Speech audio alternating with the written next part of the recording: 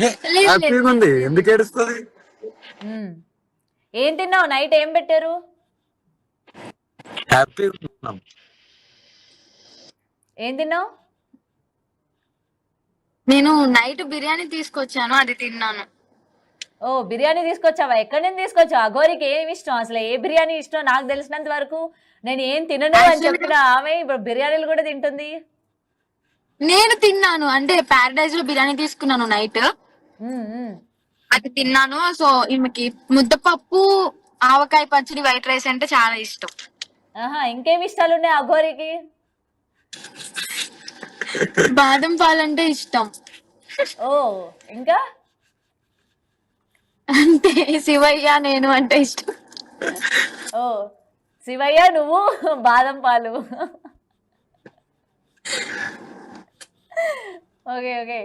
నేను మీ మధ్య మీ భైరవ్ కూడా ఉన్నట్టున్నాడు. యా, బాగా చూస్తాను. బాగా ఎగబడ్డాడు. నాకు వాయిస్ వినగానే కార్ దిగేసి వచ్చేసాడు నా దగ్గరికి. ఓకే, సో నేను అఘోరియే కాదు భైరవ్ కూడా మిస్ అయ్యాడు అయితే. యా, చాలా చాలా మిస్ అయ్యాడు పాపం. అది ఏం పెట్టినా తినలేదు. అంటే పెట్స్ అంతే కదా, ఎవరికైనా ఒక్కసారి ప్రేమాభిమానం చూపించిన తర్వాత వాళ్ళు ఒకసారి దూరం అయితే. సరిగ్గా పెట్టుకోండి అఘోరి. Right right right. అందుకనే ఫస్ట్ డే ఇంకా తినలేదు, వెళ్ళిపోయిన తర్వాత ఫస్ట్ డే ఏం పెట్టినా తినలేదు.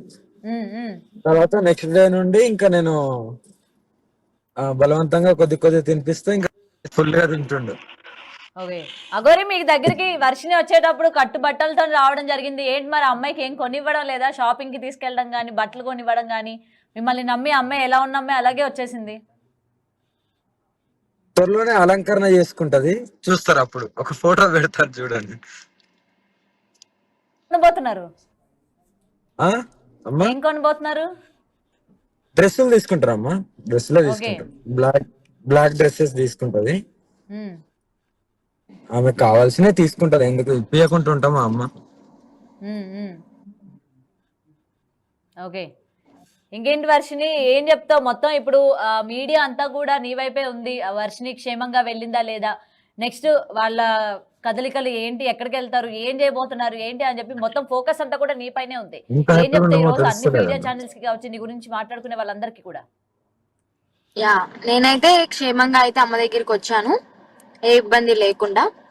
నేనైతే చెప్తాను, చూసే జనాలకైనా గానీ, మీడియాకైనా గానీ, పోలీస్ వాళ్ళకి గానీ, మా పేరెంట్స్ కి గానీ, హ్యాపీగా ఉన్నాము. మా జీవితం మేము చాలా హ్యాపీగా లీడ్ చేస్తున్నాము. ఫ్యూచర్ లో కూడా ఇంకా మంచిగా లీడ్ చేస్తాము. మమ్మల్ని ఎవరు దయచేసి అడ్డుకోకండి, విడతీయాలని చెప్పి ప్రయత్నించకండి. ఇంకోసారి మమ్మల్ని విడతీయాలని ప్రయత్నిస్తే అది నిజంగా నా చావుతోనే విడిపోతది.